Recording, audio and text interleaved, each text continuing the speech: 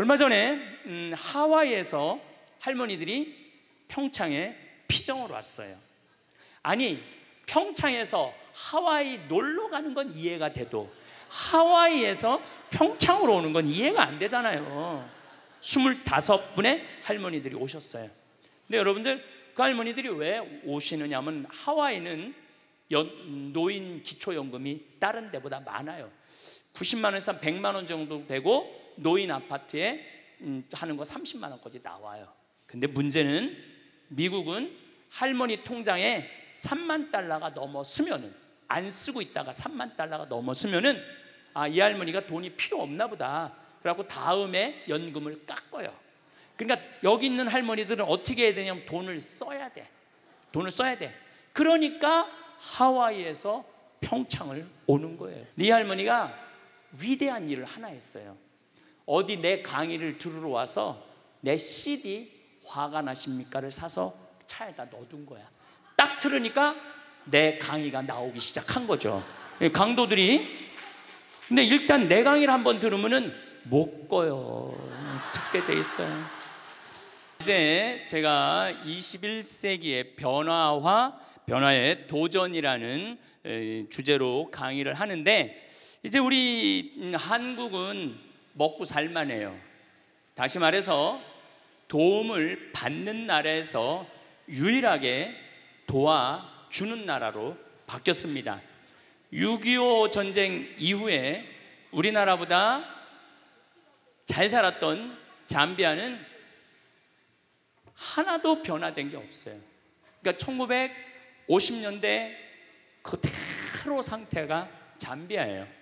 우리나라는 정말로 이제 잘 살게 됐으니까 이제 우리 한국 교회도 이제 어렵고 가난한 교회를 도와주는 일환으로 제가 잠비아 봉사활동, 선교활동 하는 거를 여러분들하고 함께 나누고 싶습니다. 네, 여기가 잠비아 무프리라라는 도시고, 여기가 은돌라라는 도시고, 여기가 키투에라는 도시예요. 근데 이 한가운데 땅을 제가 대통령한테 받았어요. 제가 6년 전에 우리 생태마을에서 피정을 하는데 수녀님들 20분이 오셨어요. 수녀님들 20분이 오셨는데 다른 수녀님은 얼굴이 다 하얀데 수녀님 한 분만 얼굴이 새카만 거예요. 그래서 내가 물어봤어요. 다른 수녀님들은 얼굴이 하얀데 왜 수녀님만 얼굴이 새카마냐? 물어봤더니 그 수녀님이 자기는 16년째 아프리카 잠비아에서 농장을 운영하고 농업학교를 운영한다는 거예요. 제가 귀가 번쩍 뜨이더라고요. 왜냐하면 저는 한국의 생태마을 만드는 것도 꿈이지만은 외국에 아프리카에도 생태마을 하나 만들고 남미에도 생태마을 하나 만들고 미국에도 생태마을 하나 만들고, 그래서 심지어 알래스카까지 가서 땅 알아보고 왔어요. 생태마을 만들려고. 그런데 제가 생태마을을 만들려고 그랬는데 이미 아프리카에서 하고 있는 수녀님이 계신 거예요. 너무너무 반갑더라고요. 그래서 제가 수녀님한테 그런데 왜 한국은 들어왔느냐 그랬더니 이 수녀님이 자기는 갑상선 암이 걸렸다는 거예요. 그리고 또 그 자카란다라는 농장에 농업학교를 운영하고 있는데 남자 기숙사를 짓는데 돈이 모자라갖고 모구마로 왔다는 거예요. 그래서 얼마가 모자라갖고 모구마로 왔느냐 그랬더니 2천만 원이 모자란다는 거예요. 근데 그때 제가 마침 사는 맛 사는 멋이라는 책을 썼는데 인세가 2천만 원이 딱 들어와 있었어요. 그래갖고 내가 수녀님한테 모구마로 다니지 말아라, 내가 줄 테니까. 이 수녀님이 처음 보는 신부가 돈을 2천만 원 준다니까 깜짝 놀란 거예요. 근데 사실은 처음 보는 게 아니라 나하고 같은 일을 하고 있었던 수녀님이기 때문에 이미 나는 준비가 돼 있었죠. 나는 돈이 있어도 나중에 안 줘요. 줄려면 언제 줘? 지금 줘, 지금. 그래서 그냥 수녀님한테 돈을 드리고, 수녀님 내가 내년에 수녀님 농장하는데 한번 방문하겠다, 의료 봉사팀을 꾸며서. 그래갖고 이제 제가 의사 3분, 멜버른에 있는 의사, 인천에 있는 의사, 평택에 있는 의사, 치과 의사 3분을 꾸미고 대학생들 20명을 꾸며갖고 잠비아를 가봤죠. 잠비아를 가봤는데 너무너무 내가 놀란 거예요. 여러분들 아프리카 하면은 비도 없으시고 땅도 그냥 막 메마르고 사람들은 말라 비틀어 죽고 막 이런 걸로 알고 있잖아요. 근데 가보니까 너무너무 아름다운 거예요. 신비의 땅이야. 그래서 우리가 아프리카를 잘못 생각하고 있는 거예요. 아프리카는요, 가난하고 고통스러운 대륙이 아니에요. 희망의 대륙이고 신비의 대륙이에요. 또 우리 인간은 어디서 나온 거야? 아프리카에서 나온 거, 탄자니아에서 나온 거, 탄자니아에서. 근데 그냥 우리는 아프리카를 착취의 대상으로, 불쌍한 대상으로, 도와줘야 되는 대상으로 생각하는 거예요. 인격 대 인격이 만나는 게 아니죠. 어쨌든 제가 잠비아에 갔다 와서 그들이 너무너무 아름답고 그들이 너무너무 순수한 거야. 그래서 내가 강의 때 얘기를 했죠. 아프리카는 너무너무 행복한 나라고, 하지만 가난하다. 가난한 사람은 행복하면 안 돼요? 여러분들 지금 조금 경제적으로 여유 없는 분들, 나는 경제적으로는 가난해도 나는 행복하면 안 돼? 똑같아. 아프리카 사람들도 행복할 자격이 있는 사람들이에요. 그래서 제가 이제 돌아와서 너무너무 감동받은 얘기를 이제 강의 때 가끔 했어요. 그런데 4년 전 딱 요맘 성탄 전에 할머니 한 분이 날 찾아왔어요. 신부님, 저 신부님 아프리카에 농업대학 세운다는 얘기 강의를 통해서 들었습니다. 제가 농업대학 세우는데 신부님한테 후원을 좀 하고 싶습니다. 어떻게 후원을 할 거냐? 그랬더니 신부님한테 대학질 건물 돈 100억을 봉헌하겠다는 거예요. 100억을.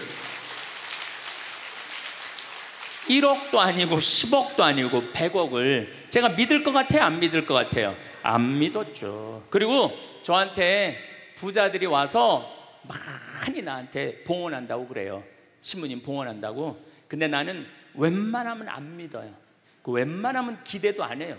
부자들이 와갖고 신부님 땅 팔리면은 꼭 봉헌하겠다고. 그래갖고 그냥 기대를 잔뜩 하고 있는데 그놈의 땅이 왜 이렇게 안 팔려? 10명 중에 1명 봉헌할까 말까예요. 왔다 간 분들. 그리고 우리 생태마을의 아프리카를 돕는 분들은 할머니들이야. 가장 순수한 할머니들. 그 할머니들이 1000만 원씩 100분이 도와줬어요. 그러니까 부자 100명이 와갖고 1명 도와주는 것보다 정말로 순수한 할머니들. 신부님 평생 살면서 나 어려운 사람 한 번도 도와준 적 없습니다. 근데 이번에 개를 타는데 신부님 아프리카에 우물 파주세요. 포크레인 사는데 쓰세요. 고아원 짓는데 쓰세요. 이렇게 보내준 분이 100분이야. 그래서 나 부자가 나한테 오는 거 그렇게 반갑지 않아요. 그냥 가난한 과부의 헌금이 진짜 헌금이라는 생각이 들어요. 그래서 나는 안 믿었어요. 안 믿었는데 이 할머니가 일주일 후에 수원 교구청에 와서 교구에다 100억을 봉헌을 했어요. 기가 막힌 일이 벌어진 거죠. 그래서 내가 가끔 강의 때 얘기했지만, 그럼 왜 느닷없이 나한테 100억을 봉헌할 생각을 가졌느냐? 그랬더니 이 할머니가 1년 전에 강도 4명한테 납치를 당한 거야. 그래서 할머니 차에 트렁크에 실린 거야. 가방, 여행용 가방에 할머니를 딱 집어넣어갖고, 그래갖고 이틀을 끌고 다녔대요. 이 할머니는 트렁크에서 이틀 동안 있으면서, 여러분들 한번 트렁크에 이틀 갇혀봐. 여러분들 기분이 어떨 것 같아요? 그것도 강도한테 카드 다 뺏기고 죽었다 이런 생각이 들었대요.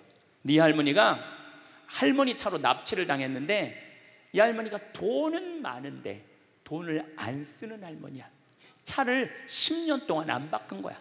원래 벤츠로 바꾼다고 그랬는데 나중에 바꾸려고 안 바꾸고 그냥 옛날 차를 타고 다닌 거야. 그런데 그 옛날 차니까 라디오가 고장이 난 거야. 근데 이 강도들이, 경찰들이 자기네들을 추적하러 오는지 라디오를 계속 듣고 싶은데 라디오가 안 되는 거야.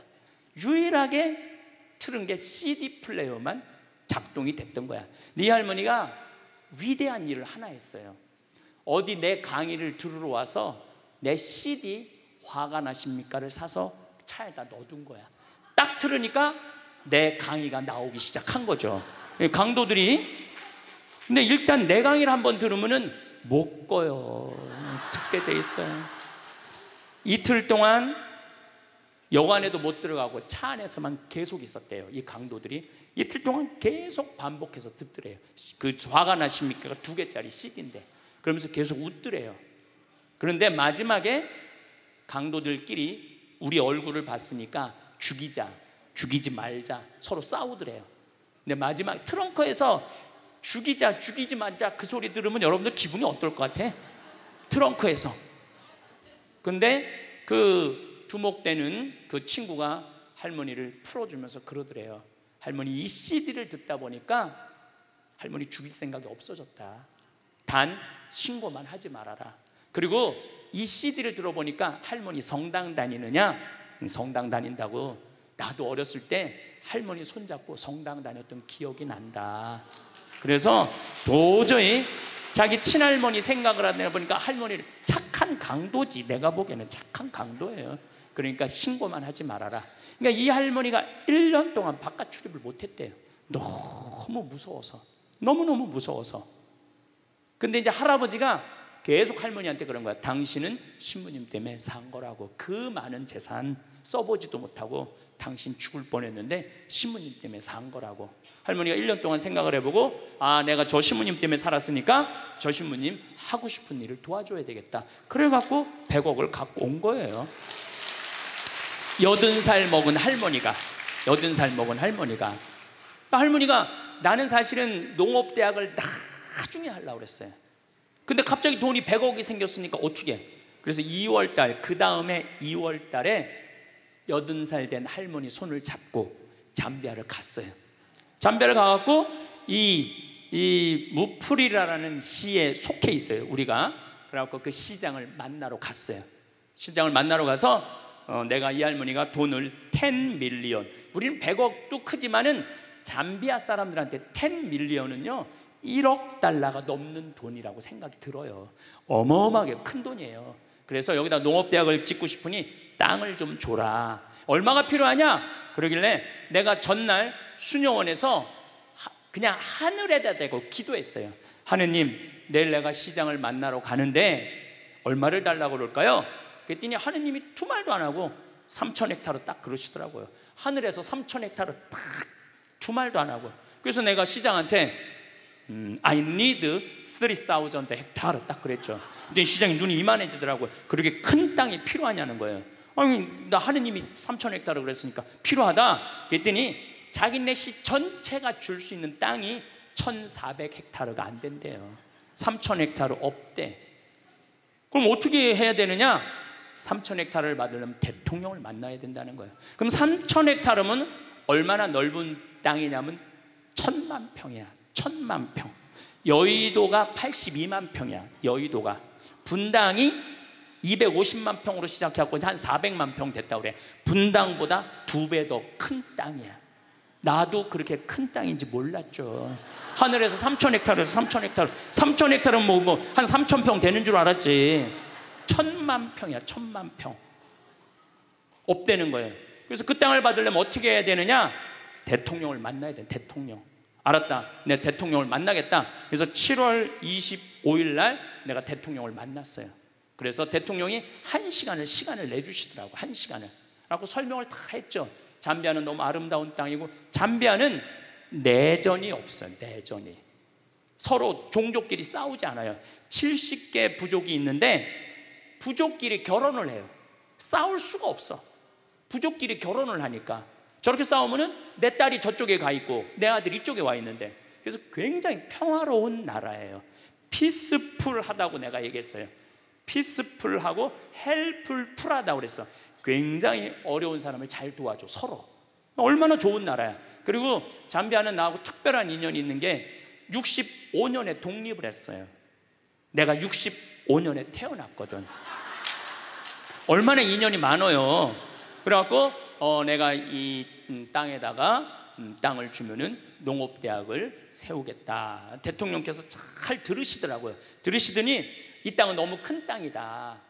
사실은 도시 하나를 주는 거니까 이거는 장관회의를 거쳐야 된다. 그러니까 좀 기다리면은 연락을 주겠다. 그리고 난 다음 날 미국에서 강의가 있어갖고 유럽으로 비행기 갈아타러 갔는데 수녀님이 전화가 왔어. 신부님 기적이 일어났다고. 무슨 기적이 일어났냐? 대통령이 국토부 장관한테 다음 날 아침에 전화를 해갖고 신부님한테 땅 드리라고. 그래갖고 그걸 이제 진행이 되기 시작한 거죠. 그리고 무엇보다도 내가 대통령 만나러 갈 때 목민심서하고 흠음심서 영어로 된 거를 대통령한테 선물로 드렸어요. 그리고 대통령한테 그랬어요. 이거 대통령 읽지 마시고 비서한테 읽으시라고. 이거 한국에서 기가 막힌 정치 철학자가 쓴 책인데 내용이 너무 좋다고. 그리고 대통령 부인한테는 요한 프란치스코 교황님한테 드린 묵주를 서울대 그 교수님이 만드는 거 예쁜 걸 묵주를 드렸어. 그리고 참 너무 좋은 거는 대통령이 날 만나기 전에는 천주교 신자가 아니었는데 나를 만나고 난 다음에 가톨릭으로 세례를 받았어요. 그럼 너무너무 좋은 거죠. 아니 나 때문에 세례 받은 건 아니고 어쨌든 가톨릭으로 세례를 받았어요. 그래서 너무너무 좋더라고요. 그래서 그렇게 이제 일이 진행되기 시작을 한 거죠. 그래서 땅을 1000만 평 이 카사리아 지역에 받은 거예요. 저를 좀 보시면은 저는 여기다가 농업학교를 지으려고 마음을 먹었어요. 그래서 저는 서울대학에 제가 무슨 최고 환경 지도자 과정에 강사로 10년째 강의를 나가고 있어요 지금. 그래서 서울 농업생명과학대학 교수님들하고 친하죠. 그래서 제가 강의 갈 때마다 말씀을 드렸어요. 나는 잠비아에 농업대학을 세우고 싶은데 서울대학에서 교수진을 좀 키워줬으면 좋겠다. 그래서 학장님하고 부학장님이 3분 계신데 만나 뵈서 좀 서울대학에서 1년에 4명씩 10년 동안 석박사를 만들어줬으면 좋겠다. 그랬더니 서울대학에서 좋다고. 그래갖고 벌써 잠비아에서 진짜 똑똑한 학생들, 뭐 한 3개 국어 4개 국어 하는 학생들 지금 데려다 벌써 서울대학에서 공부하고 있어요. 그래갖고 우선적으로 서울대학에서 10년 동안 교수를 만들어서 농업대학을 농업대학엔 임업, 목축, 원예 다 들어가는 거예요. 그걸 하려고 이제 마음을 먹었는데 은돌락 교구 주교님이 날 찾아왔어요. 잠비아는 우리나라보다 7배 큰 나라지만은 인구는 1,500만 명이에요. 그 중에 가톨릭 신자가 500만 명이에요. 근데 주교님이 날 찾아와갖고 우리나라 한국교회가 가톨릭 신자가 몇 명이에요? 500만 명이잖아요. 근데 신학교가 몇 개 있어요? 6개 있잖아요. 근데 거긴 신학교가 하나도 없다는 거예요. 제대로 된 기숙사 하나가 없다는 거예요. 그래서 일반 대학에서 1, 2학년 철학과하고 3, 4학년은 무슨 수도에서 하고 5, 6, 7학년만 기숙사에서 하는데 이게 신학교 교육은 그렇게 하면 안 되거든요. 그래서 주교님이 저를 찾아오셔서 알릭 반달 주교님이 저를 찾아오셔서 신부님 농업대학도 중요하지만 복음의 씨앗 이것 뿌리는 게 더 중요합니다.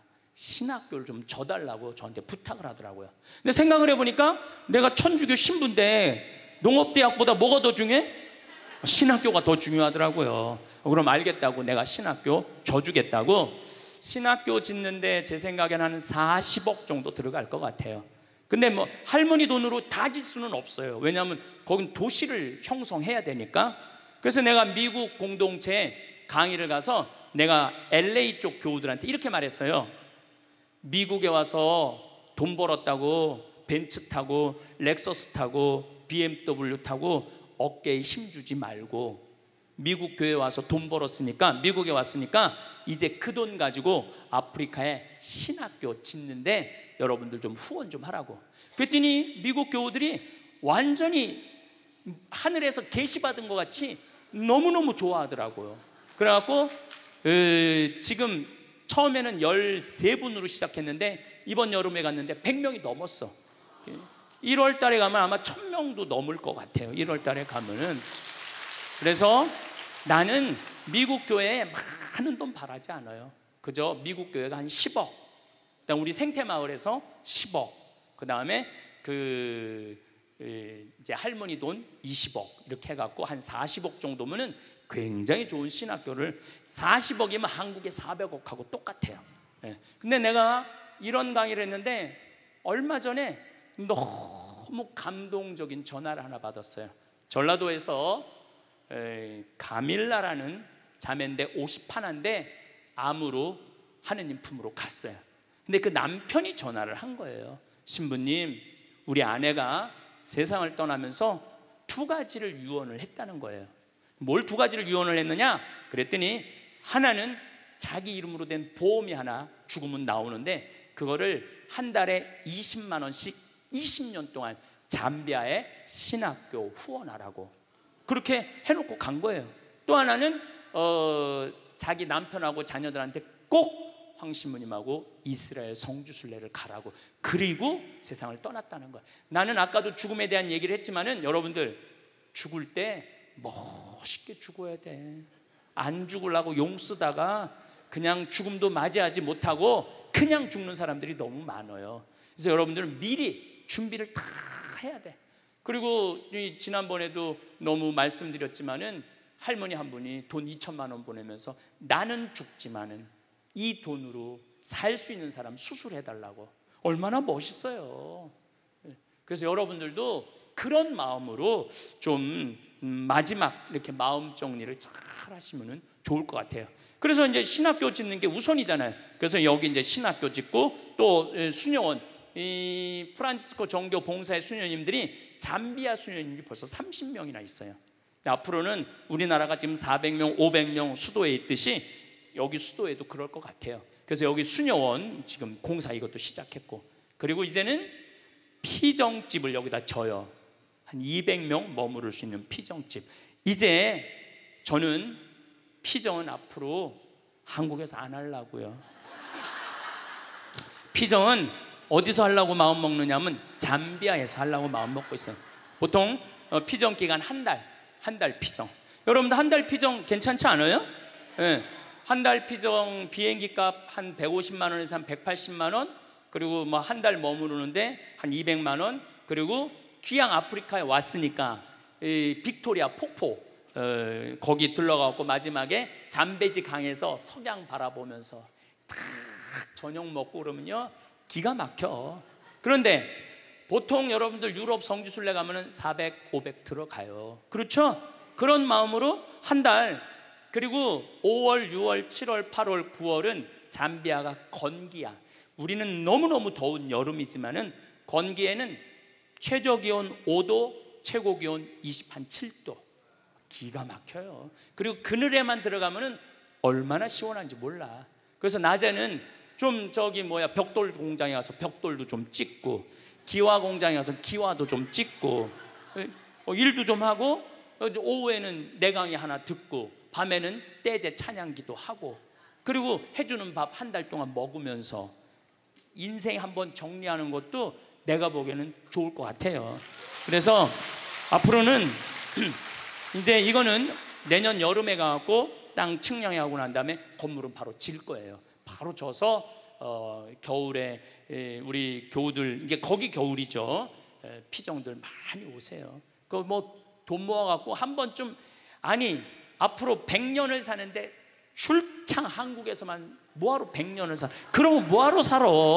100년 한국에서만 출장 살 거면은 좀 잠비아도 좀 가보고 알래스카도 좀 가보고, 이제 연금 나오면 연금 다 모아갖고 그렇게 하세요. 얼마 전에 하와이에서 할머니들이 평창에 피정을 왔어요. 아니 평창에서 하와이 놀러 가는 건 이해가 돼도 하와이에서 평창으로 오는 건 이해가 안 되잖아요. 25분의 할머니들이 오셨어요. 근데 여러분들, 그 할머니들이 왜 오시느냐면 하와이는 노인 기초연금이 다른 데보다 많아요. 90만 원에서 100만 원 정도 되고 노인 아파트에 하는 거 30만 원까지 나와요. 근데 문제는 미국은 할머니 통장에 3만 달러가 넘었으면은, 안 쓰고 있다가 3만 달러가 넘었으면은 이 할머니가 돈이 필요 없나 보다. 그래갖고 다음에 연금을 깎아요. 그러니까 여기 있는 할머니들은 어떻게 해야 되냐면 돈을 써야 돼. 돈을 써야 돼. 그러니까 하와이에서 평창을 오는 거예요. 돈을 써야 되니까. 그러니까 여러분들도 이제 앞으로 우리나라 선진국 되고 2040년 되면 우리나라가 세계에서 S&P 스탠다드 앤 푸어스라고 그 평가 회사가 있는데 우리나라가 2040년에는 세계에서 4번째로 경제적으로 부유한 나라가 된다는 거예요. 올해도 수출이 세계 몇이야? 6위야. 6위. 우리 맨날 텔레비에서 어두운 것만 보는데 우리나라 잘 나가는 나라예요. 그리고 이 반도체 수출이요, 기가 막히게 아주 운이 튼 나라 중에 하나예요. 운이 튼 나라 중에 하나. 그렇게 불행하게 생각 안 해도 맨날 방송에는 뭐 다 굶어 죽는 것 같은데 여러분도 굶어 죽어요? 좀 긍정적으로 생각을 하시면 좋을 거야. 대통령만 잘 나오면 돼. 대통령만 어려운 할머니들 도와주는 대통령들, 중고등학교 대학교 애들 장학금 주는 대통령. 그리고 이거는 세계적인 추세예요. 세계적인 추세. 어쨌거나 여기다 이제 신학교 짓고 수녀원 짓고 이건 작업을 시작을 했어요. 이게 우리 랜드마크인데 그 도시 한가운데 중앙 도로야. 근데 도로 넓이가 몇 메타냐면 100m, 100m. 33개 차선. 광화문 광장이 80m예요. 내가 가서 재봤어요.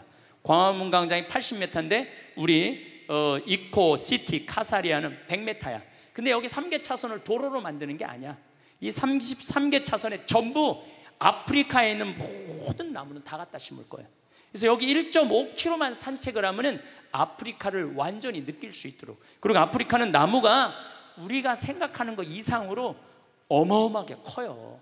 기가 막히고 아름다운 나무들이 너무너무 많아요. 그래서 여러분들 이제 피정 가면은 전부 다 분갈이하고 저 포토에다가 나무 씌놓고 이 일 끝도 없어. 그러니까 한 달 동안 피정 가도 아마 한 달 갖고 모자랄 거예요. 네, 재작년인가 한 후원자가 나타났어요. 신부님, 내가 우리나라 경찰복 이렇게 국가에 납품하는 사람입니다. 근데 작년에 경찰복이 다 바뀌었잖아요. 바뀌었는데 자기네들이 납품하려고 해놓은 경찰복 4,000벌이 그냥 있는 거야. 그래갖고 그 베이지색 경찰복이 참 예쁘잖아요. 그래갖고 하복, 돈복, 잠바까지 싹 어디 처리할 수가 없는 거야. 그래서 우리한테 기증을 했어요. 그 잠비아에 벌써 보내놨어.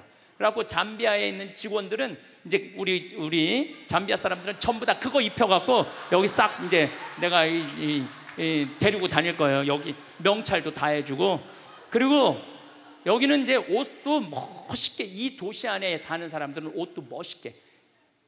그래서 우리 이 카사리아 이코시티에 들어와 있는 직원들도 옷도 정복으로 다 입혀놓고 여자 직원들도 기가 막히게 해서, 야, 아프리카는 더럽고 지저분하고 헐벗은 데가 아니라 너무 매력적이고 너무 신비하고 너무 깨끗한 대륙이고 행복의 대륙이라는 걸 저는 꼭 보여주고 싶어요. 어떻게 저런 설계가 나왔느냐, 한 2년 전인가 3년 전에 안동교구 신부님이 전화가 왔어요.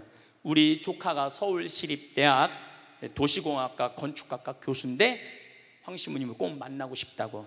그래서 교수님을 만났는데 김정빈 비아라는 교수인데 이 교수님이 무슨 책임자냐면 노들섬 개발 총 책임자야.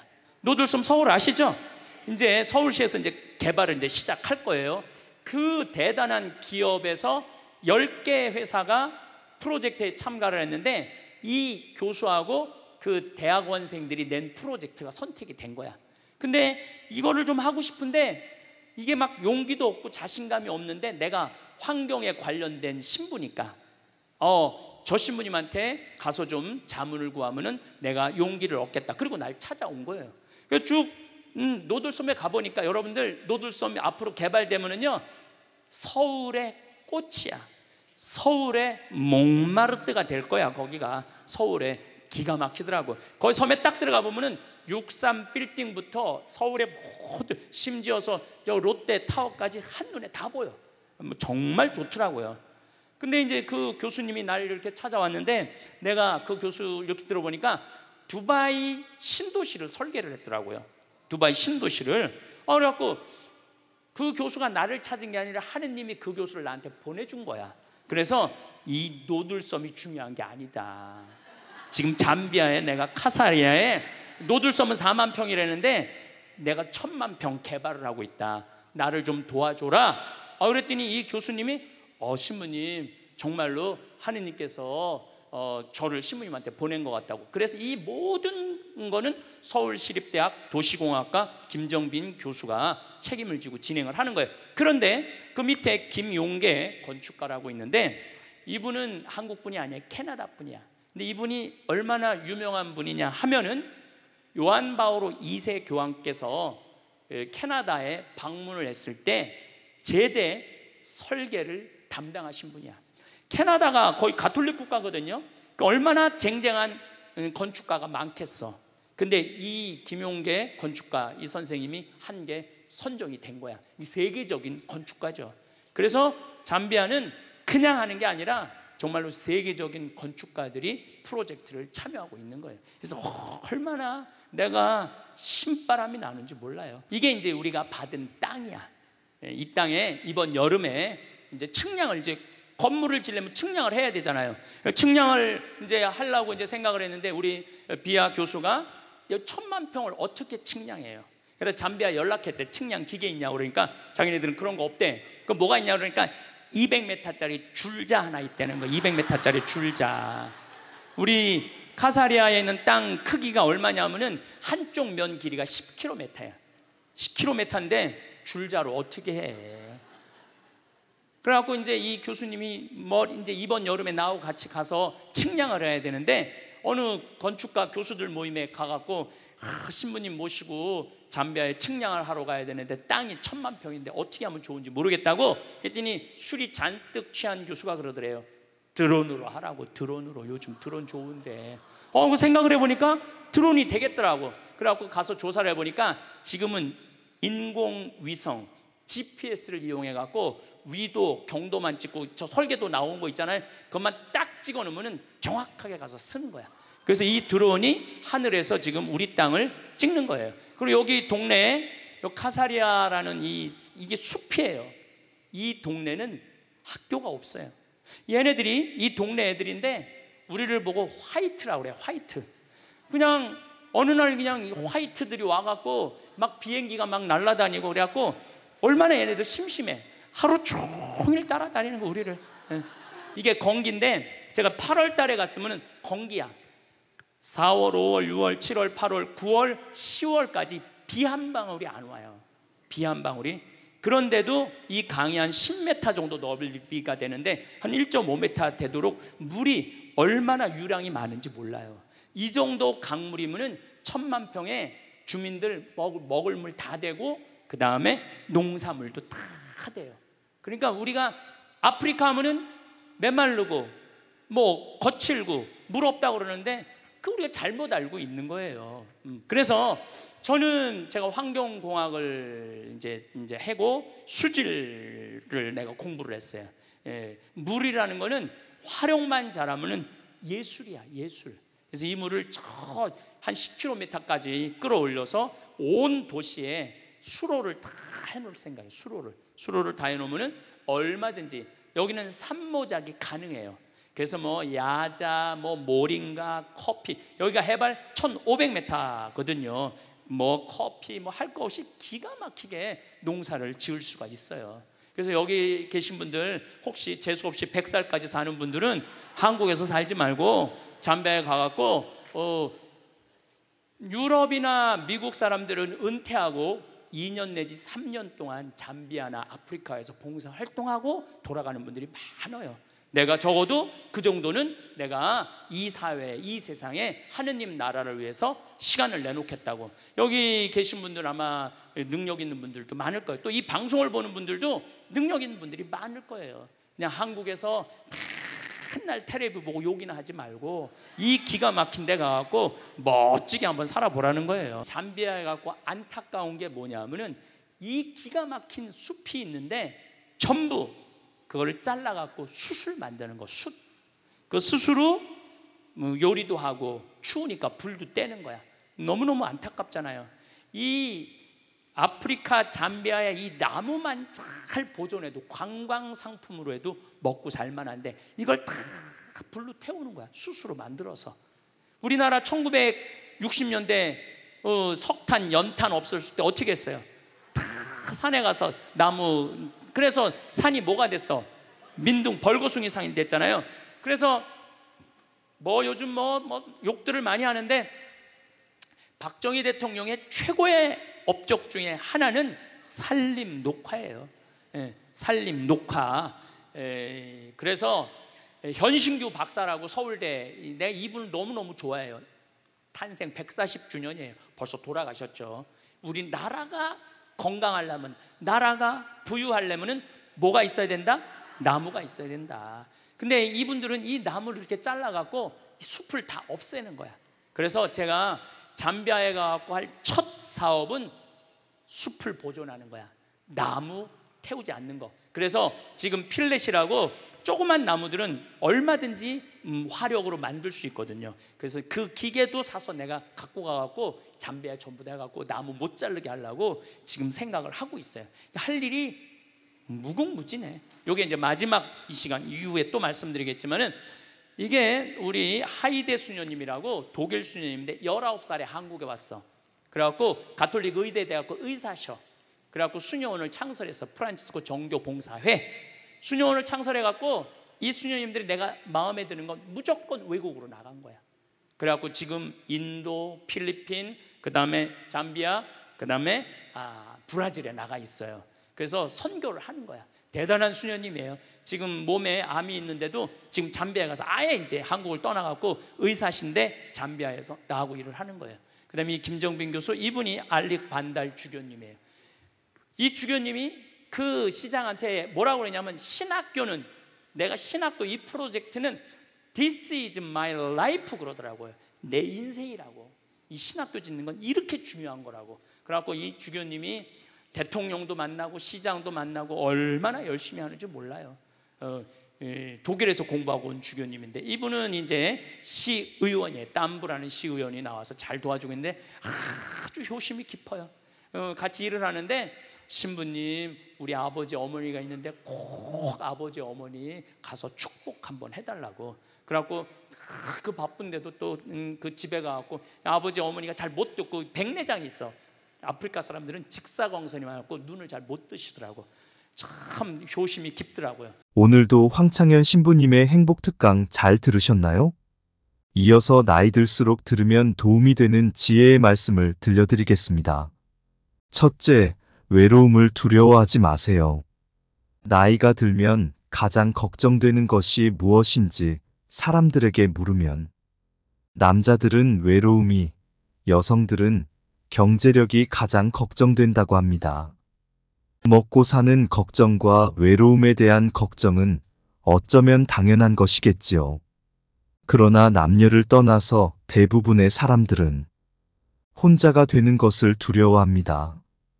그래서 그 두려움에서 벗어나기 위해 가까워지지 말아야 할 사람과 가까워지기도 하고, 주변 사람들에게 의존하고 집착하기도 합니다. 그러다 보면 잠깐의 외로운 감정을 피할 수는 있겠지만 오히려 더 괴로운 인간관계를 만들어내기도 합니다. 이것은 자신과 타인에게 모두 고통을 주는 것입니다. 외로움은 피하려 할수록 더 고독해지고 타인에게 휘둘리게 되며 자신을 더 나약하게 만듭니다. 나에게 찾아오는 두려움과 외로움을 스스로 극복하지 못하고 타인에게 의존해서 해결하려고 하기 때문일 것입니다. 인간관계를 좋게 유지하는 것이 인생에서 가장 힘들다고 말하는 분들이 많습니다. 사실 이것은 남녀노소를 불문하고 전 연령층에서 힘들어하는 문제입니다. 그러나 이것의 근본적인 문제는 나의 외로움일지도 모릅니다. 저는 인간의 불행은 고독할 줄 모르는 데서 비롯된다고 생각합니다. 외로움을 견디지 못하고 관계에 휘둘리는 사람은 평생 다른 사람의 기준에 끌려다닐 뿐입니다. 이렇게 외로움을 피하려고만 하는 사람은 마음속에 괴로움이 많아집니다. 그래서 작은 일에도 큰 상처를 받고 사람에게 더욱 집착하게 됩니다. 그러나 외로움을 받아들일 줄 아는 사람은 인간관계에 초연해지고 모든 일에 강한 모습을 보입니다. 다른 사람과의 관계가 단절되는 것이 두렵고 그로 인해 고통을 느끼는 것을 외로움이라고 정의한다면 고독은 그 외로움을 선택하는 것입니다. 외로움이란 혼자 있는 고통을 표현하는 말이고 고독은 혼자 있는 즐거움을 표현하는 말이라고 합니다. 외로움이 그 자체로 존재하는 것이라면 고독은 내가 선택할 때 존재하는 것입니다. 우리는 고독할 줄 모르기에 외로움에 몸부림치고 있는 것입니다. 외로움은 혼자 있는 것을 원치 않는 상태에서 겪는 괴로움이고 고독은 혼자 있는 것을 원하는 상태에서 겪는 기쁨이라고 할 수 있습니다. 혼자 있는 것을 즐기는 능력을 갖추면 건강한 인간관계는 물론 내 인생을 주도적으로 이끌 수 있는 힘을 갖게 됩니다.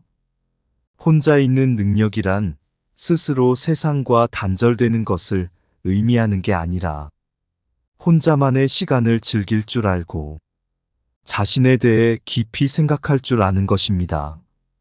세상에는 영원한 것은 없다는 것을 알고 인간관계에 집착하지 않고 여유롭게 내려놓을 줄 알아야 합니다. 그것만으로도 외로움에서 상당히 자유로워집니다. 빨리 인연이 닿는 사람이 있는가 하면 굳이 내가 노력하지 않아도 자연스럽게 오래 가는 사람도 있습니다. 이것은 삶의 당연한 순리이고 이치입니다. 나이가 들면서 혼자 있는 것이 두려운 이유는 늙어서 자신이 외롭고 아플 때 도와줄 사람이 없을까봐 걱정되는 이유가 클 것입니다. 혼자 지낼 줄 모르면 다른 사람의 시간과 관심을 바라게 됩니다. 먼저 찾아와 주지 않는다, 알아서 챙겨주지 않는다는 불평불만이 늘어납니다. 그러면 주변 사람들을 비롯해 자식들과도 힘들어집니다. 여기에 고집이 대단하고 성질까지 나쁘면 관계의 골이 더욱 깊어져서 결국 나의 곁에는 아무도 남지 않게 됩니다. 다른 사람에게 의존하고 나를 보살펴 주기를 기대하는 것은 결국 자신만 괴로워지는 것입니다. 종교가 있다면 자신이 혼자가 아니라는 내면의 힘을 얻을 수 있고 반려동물과 함께하면 외로움을 달래줄 수도 있습니다. 꾸준한 취미생활과 봉사활동을 통해 다양한 사람들을 만나는 것도 좋습니다. 이렇게 혼자 살아가는 방법을 배우는 것은 삶의 질을 높이는 길입니다. 세상에 자신을 위해서 할 수 있는 일들은 정말 많습니다. 자기 스스로 두려움을 극복하고 적극적인 인생을 살아가시길 바랍니다. 둘째, 내 주변에 있는 사람을 소중히 대해야 합니다. 매일 함께 지내는 사람은 자꾸만 단점이 보이고 갈등도 자주 생기다 보니 싫을 때가 있습니다. 이럴 때 같이 사는 사람에게 무례하게 말하거나 싫은 마음을 드러내는 것은 현명하지 못한 것입니다. 가까이 있다는 것만으로 그 사람의 소중함을 잃어버리고 살아가기 쉽습니다. 가까운 사람일수록 더 소중하게 대해야 하고 그 사람의 가치를 잊고 살아가면 안 됩니다. 여러분 중에서 곁에 있는 사람에게 함부로 말을 하거나 홀대하고 무관심하며 시간을 보내고 있는 분도 계실 것입니다. 이것은 서로에게 큰 상처가 됩니다. 옛 속담에 중마고우도 말 한마디로 멀어진다는 말이 있습니다. 그만큼 말의 중요성이 크다는 뜻이지요. 내 주변 사람이 부족하거나 모난 부분이 있어도 살피고 챙기며 그 사람이 좋은 방향으로 나아갈 수 있도록 도와주어야 합니다. 특히 사랑하는 사람에게 하지 말아야 할 말을 하는 실수를 저지르지 말고 예의 바르고 다정다감하게 말해보세요. 다른 사람과 비교하거나 자기 생각만 강요하는 것도 좋지 않습니다. 넓은 마음을 가지고 상대방을 존중하는 지혜는 상대방이 당신을 존경하게 만드는 이유가 됩니다. 그래야 소중한 사람을 잃지 않게 됩니다. 우리는 곁에 있는 사람이 소중한 사람이었다는 사실을 너무 늦게 깨닫곤 합니다. 곁에 있을 때 잘해주지 못하고 그 사람이 떠나고 나서 후회하는 것은 부모님이 돌아가신 다음에 후회하는 행동과 많이 닮아 있습니다. 배우자를 비롯해서 곁에 있는 사람의 소중함을 늘 생각하고 후회가 남지 않도록 잘하는 것이 좋습니다. 누군가 내 곁에서 힘이 되어주는 소중한 사람들이 분명히 있을 것입니다. 나중에 여러분이 나이가 들어 혼자인 순간에 그들이 여러분 곁에 있어 줄 것입니다. 셋째, 열린 마음으로 배우고 도전하는 삶을 살아야 합니다. 우리는 익숙하지 않은 새로운 것들에 대해 우호적이며 개방적인 태도를 갖는 것이 좋습니다. 연구 결과에 따르면 우호적이고 개방적인 사람일수록 더 건강하고 행복하다고 합니다. 우호적이라는 것은 다른 사람들과 잘 지내려는 성향을 말합니다. 다른 사람을 배려하고 원만하게 지내려는 마음입니다. 개방적이라는 것은 새로운 것들에 열린 마음을 가지고 도전하는 것입니다. 개방성은 높은 상상력과 호기심이 있습니다. 원만한 관계 속에서 다양한 새로움을 경험하는 사람들이 더 행복하다는 것입니다. 새로운 취미를 찾거나 새로운 것에 도전하는 것은 인생에 활력을 주고 도움이 됩니다. 특히 호기심은 활력의 원천이며 내면의 힘을 기르는 기본적인 마음이라고 할 수 있습니다. 사람은 호기심을 잃는 순간 늙는다는 말이 있습니다. 혼자만의 시간을 잘 활용해서 자신의 부족한 점을 채워나가고 그동안 미뤄왔던 하고 싶었던 일을 하며 살아간다면 풍요롭고 행복한 삶을 누릴 수 있을 것입니다. 항상 배우는 자세를 유지하세요. 배우는 것을 멈추지 마세요. 무엇이 되었든 배움은 당신에게 큰 기쁨이 될 것입니다. 작은 목표를 달성하고 성취감을 맛보면서 삶의 에너지를 얻으세요.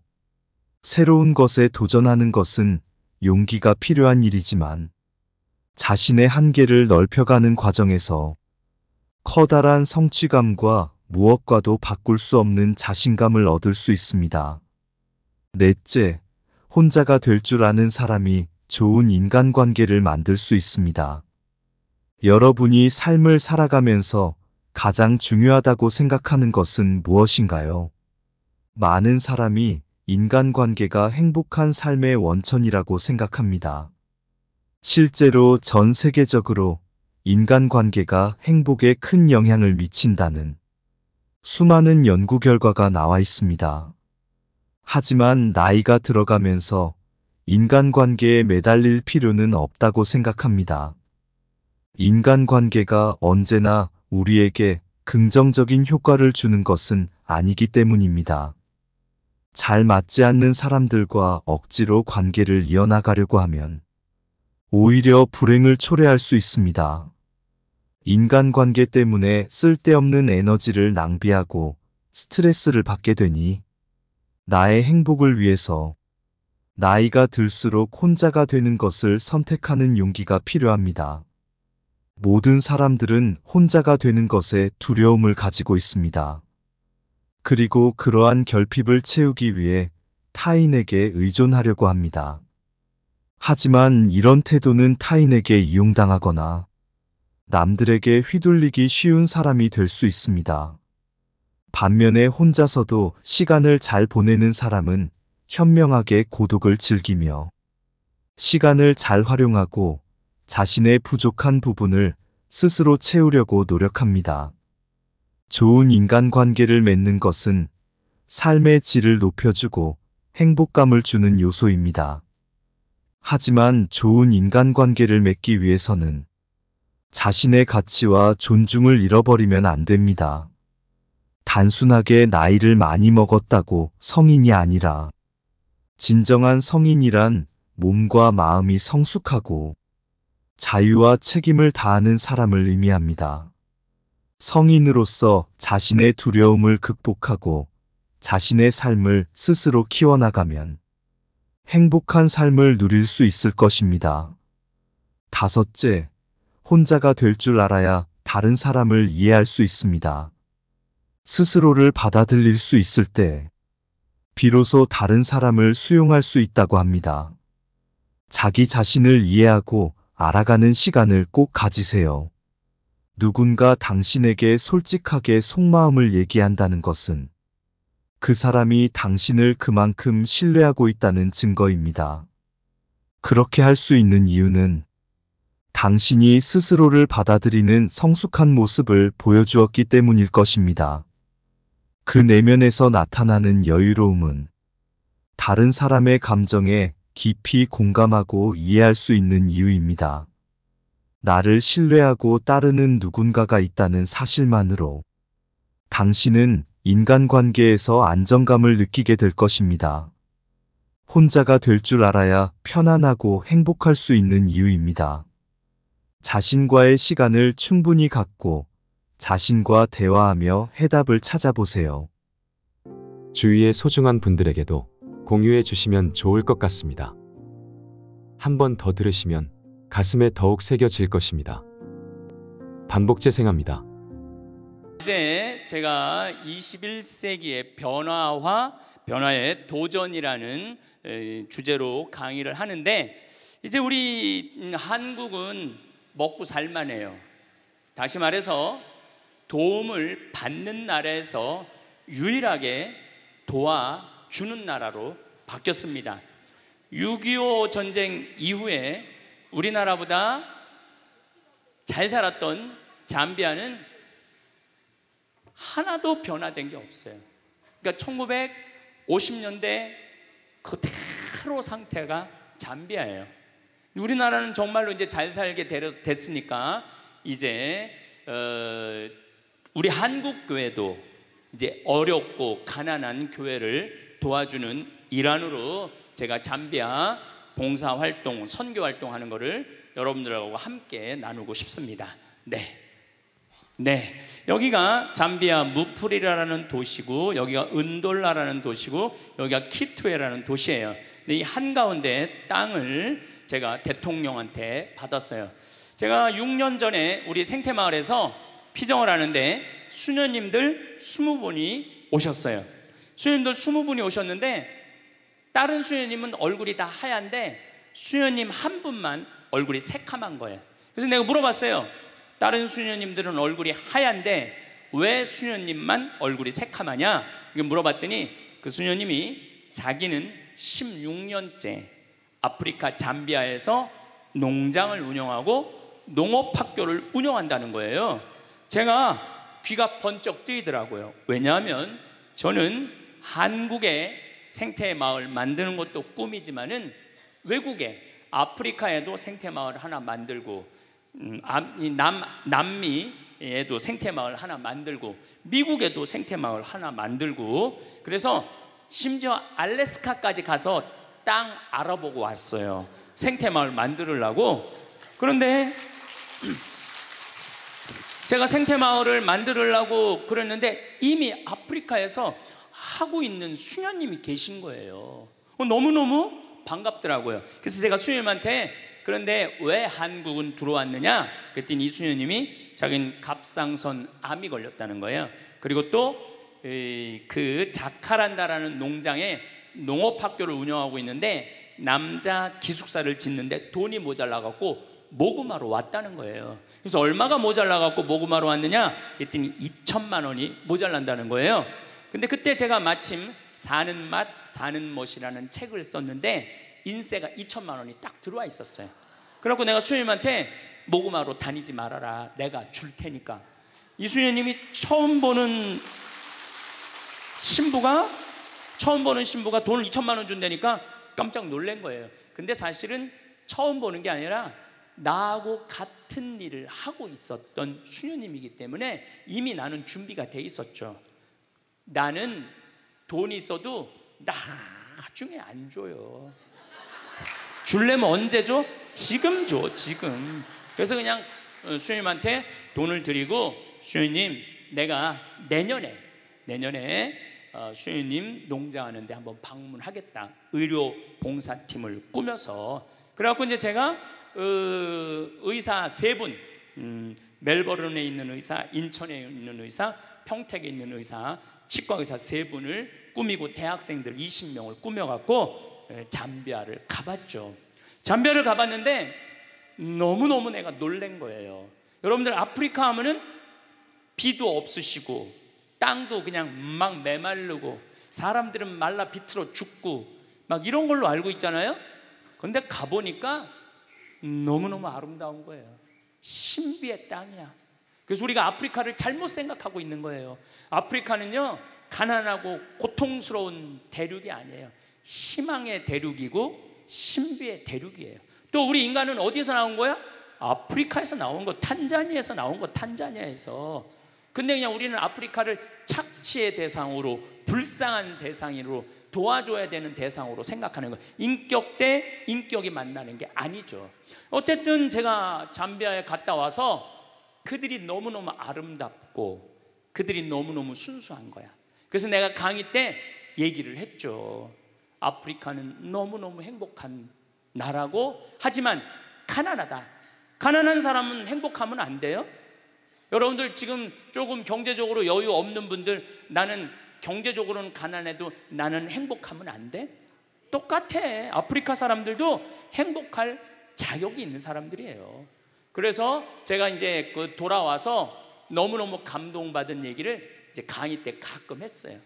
그런데 4년 전, 딱 요맘 성탄 전에 할머니 한 분이 날 찾아왔어요. 신부님, 신부님 아프리카에 농업대학 세운다는 얘기 강의를 통해서 들었습니다. 제가 농업대학 세우는데 신부님한테 후원을 좀 하고 싶습니다. 어떻게 후원을 할 거냐? 그랬더니 신부님한테 대학질 건물 돈 100억을 봉헌하겠다는 거예요. 100억을. 1억도 아니고 10억도 아니고 100억을. 제가 믿을 것 같아요? 안 믿을 것 같아요? 안 믿었죠. 그리고 저한테 부자들이 와서 많이 나한테 봉헌한다고 그래요. 신부님 봉헌한다고. 근데 나는 웬만하면 안 믿어요. 웬만하면 기대도 안 해요. 부자들이 와갖고 신부님 땅 팔리면은 꼭 봉헌하겠다고. 그래갖고 그냥 기대를 잔뜩 하고 있는데 그놈의 땅이 왜 이렇게 안 팔려? 10명 중에 1명 봉헌할까 말까예요. 왔다 간 분들. 그리고 우리 생태마을에 아프리카를 돕는 분들은 할머니들이야. 가장 순수한 할머니들. 그 할머니들이 1,000만 원씩 100분이 도와줬어요. 그러니까 부자 100명이 와갖고 1명 도와주는 것보다 정말로 순수한 할머니들. 신부님 평생 살면서 나 어려운 사람 한 번도 도와준 적 없습니다. 근데 이번에 개를 타는데 신부님 아프리카에 우물 파주세요. 포크레인 사는데 쓰세요. 고아원 짓는데 쓰세요. 이렇게 보내준 분이 100분이야. 그래서 나 부자가 나한테 오는 거 그렇게 반갑지 않아요. 그냥 가난한 과부의 헌금이 진짜 헌금이라는 생각이 들어요. 그래서 나는 안 믿었어요. 안 믿었는데 이 할머니가 일주일 후에 수원 교구청에 와서 교구에다 100억을 봉헌을 했어요. 기가 막힌 일이 벌어진 거죠. 그래서 내가 가끔 강의 때 얘기했지만, 그럼 왜 느닷없이 나한테 100억을 봉헌할 생각을 가졌느냐? 그랬더니 이 할머니가 1년 전에 강도 4명한테 납치를 당한 거야. 그래서 할머니 차에 트렁크에 실린 거야. 가방, 여행용 가방에 할머니를 딱 집어넣어갖고, 그래갖고 이틀을 끌고 다녔대요. 이 할머니는 트렁크에서 이틀 동안 있으면서, 여러분들 한번 트렁크에 이틀 갇혀봐. 여러분들 기분이 어떨 것 같아요? 그것도 강도한테 카드 다 뺏기고 죽었다 이런 생각이 들었대요. 근데 이 할머니가 할머니 차로 납치를 당했는데, 이 할머니가 돈은 많은데 돈을 안 쓰는 할머니야. 차를 10년 동안 안 바꾼 거야. 원래 벤츠로 바꾼다고 그랬는데 나중에 바꾸려고 안 바꾸고 그냥 옛날 차를 타고 다닌 거야. 그런데 그 옛날 차니까 라디오가 고장이 난 거야. 근데 이 강도들이,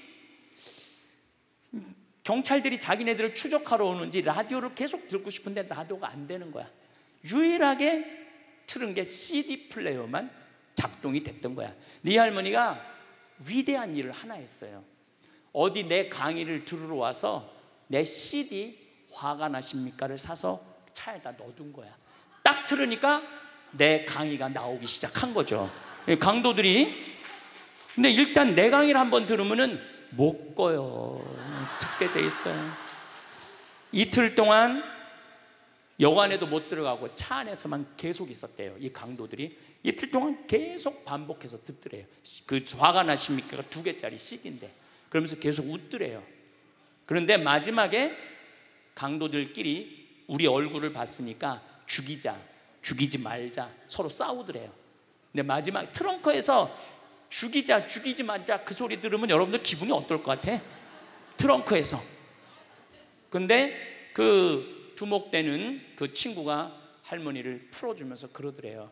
할머니, 이 CD를 듣다 보니까 할머니 죽일 생각이 없어졌다. 단 신고만 하지 말아라. 그리고 이 CD를 들어보니까 할머니 성당 다니느냐? 성당 다닌다고.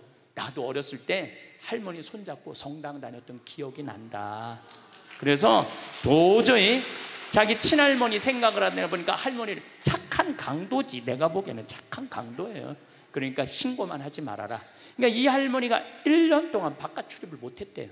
너무 무서워서, 너무너무 무서워서. 근데 이제 할아버지가 계속 할머니한테 그런 거야. 당신은 신부님 때문에 산 거라고. 그 많은 재산 써보지도 못하고 당신 죽을 뻔했는데 신부님 때문에 산 거라고. 할머니가 1년 동안 생각을 해보고, 아, 내가 저 신부님 때문에 살았으니까 저 신부님 하고 싶은 일을 도와줘야 되겠다. 그래갖고 100억을 갖고 온 거예요. 80살 먹은 할머니가, 80살 먹은 할머니가. 할머니가 나는 사실은 농업대학을 나중에 하려고 그랬어요. 근데 갑자기 돈이 100억이 생겼으니까 어떻게? 그래서 2월달, 그 다음에 2월달에 80살 된 할머니 손을 잡고 잠비아를 갔어요. 잠비아를 가갖고 이 무프리라라는 시에 속해 있어요, 우리가. 그래갖고 그 시장을 만나러 갔어요. 시장을 만나러 가서 내가 이 할머니가 돈을 10 밀리언, 우리는 100억도 크지만은 잠비아 사람들한테 10 밀리언은요 1억 달러가 넘는 돈이라고 생각이 들어요. 어마어마하게 큰 돈이에요. 그래서 여기다 농업대학을 짓고 싶으니 땅을 좀 줘라. 얼마가 필요하냐? 그러길래 내가 전날 수녀원에서 그냥 하늘에다 대고 기도했어요. 하느님, 내일 내가 시장을 만나러 가는데 얼마를 달라고 그럴까요? 그랬더니 하느님이 두 말도 안 하고 3,000헥타르 딱 그러시더라고요. 하늘에서 3,000헥타르 딱 두 말도 안 하고. 그래서 내가 시장한테 I need 3,000 헥타르 딱 그랬죠. 근데 시장이 눈이 이만해지더라고요. 그렇게 큰 땅이 필요하냐는 거예요. 아니, 나 하느님이 3,000헥타르 그랬으니까 필요하다. 그랬더니 자기네 시 전체가 줄 수 있는 땅이 1,400헥타르가 안 된대요. 3,000헥타르 없대. 그럼 어떻게 해야 되느냐? 3,000헥타르를 받으려면 대통령을 만나야 된다는 거예요. 그럼 3,000헥타르면 얼마나 넓은 땅이냐면 1,000만 평이야. 1,000만 평. 여의도가 82만 평이야. 여의도가.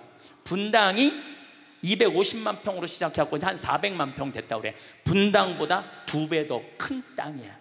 나도 그렇게 큰 땅인지 몰랐죠. 하늘에서 3,000헥타르에서 3,000헥타르, 3,000헥타르는 뭐 한 3,000평 되는 줄 알았지. 1,000만 평이야. 1,000만 평. 없대는 거예요. 그래서 그 땅을 받으려면 어떻게 해야 되느냐? 대통령을 만나야 돼. 대통령. 알았다. 내가 대통령을 만나겠다. 그래서 7월 25일 날 내가 대통령을 만났어요.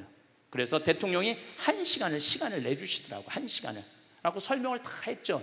잠비아는 너무 아름다운 땅이고, 잠비아는 내전이 없어요. 내전이. 서로 종족끼리 싸우지 않아요. 70개 부족이 있는데 부족끼리 결혼을 해요. 싸울 수가 없어. 부족끼리 결혼을 하니까. 저렇게 싸우면은 내 딸이 저쪽에 가 있고 내 아들이 이쪽에 와 있는데, 그래서 굉장히 평화로운 나라예요. 피스풀하다고 내가 얘기했어요.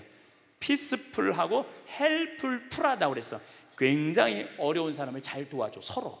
얼마나 좋은 나라야. 그리고 잠비아는 나하고 특별한 인연이 있는 게 65년에 독립을 했어요.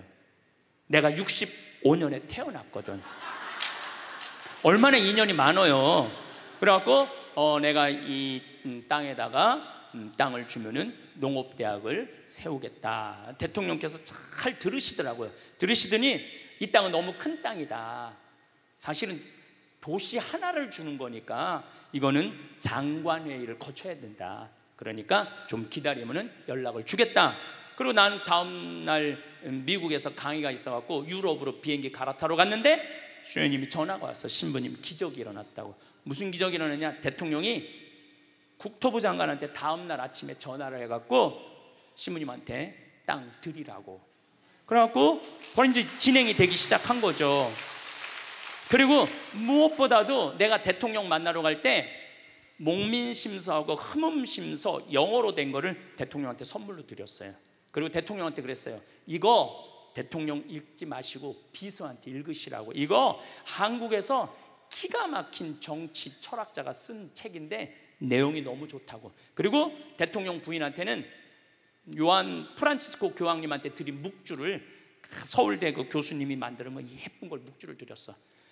그리고 참 너무 좋은 거는 대통령이 날 만나기 전에는 천주교 신자가 아니었는데 나를 만나고 난 다음에 가톨릭으로 세례를 받았어요.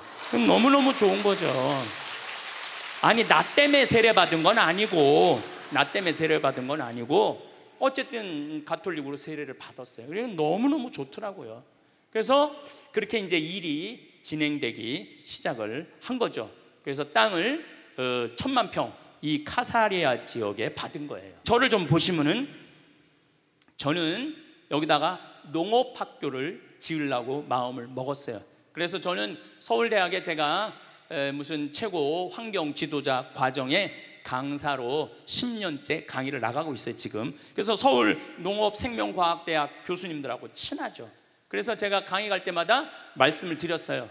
나는 잠비아에 농업대학을 세우고 싶은데 서울대학에서 교수진을 좀 키워줬으면 좋겠다. 그래서 학장님하고 부학장님이 3분 계신데 만나 뵈서 좀 서울대학에서 1년에 4명씩 10년 동안 석박사를 만들어줬으면 좋겠다. 그랬더니 서울대학에서 좋다고. 그래갖고 벌써 잠비아에서 진짜 똑똑한 학생들, 뭐 한 3개 국어 4개 국어 하는 학생들 지금 데려다 벌써 서울대학에서 공부하고 있어요. 그래갖고 우선적으로 서울대학에서 10년 동안 교수를 만들어서 농업대학엔 임업, 목축, 원예 다 들어가는 거예요. 그걸 하려고 이제 마음을 먹었는데 은돌락 교구 주교님이 날 찾아왔어요. 잠비아는 우리나라보다 7배 큰 나라지만은 인구는 1,500만 명이에요. 그 중에 가톨릭 신자가 500만 명이에요. 근데 주교님이 날 찾아와갖고 우리나라 한국교회가 가톨릭 신자가 몇 명이에요? 500만 명이잖아요. 근데 신학교가 몇 개 있어요? 6개 있잖아요. 근데 거긴 신학교가 하나도 없다는 거예요. 제대로 된 기숙사 하나가 없다는 거예요. 그래서 일반 대학에서 1, 2학년 철학과하고 3, 4학년은 무슨 수도에서 하고 5, 6, 7학년만 기숙사에서 하는데 이게 신학교 교육은 그렇게 하면 안 되거든요.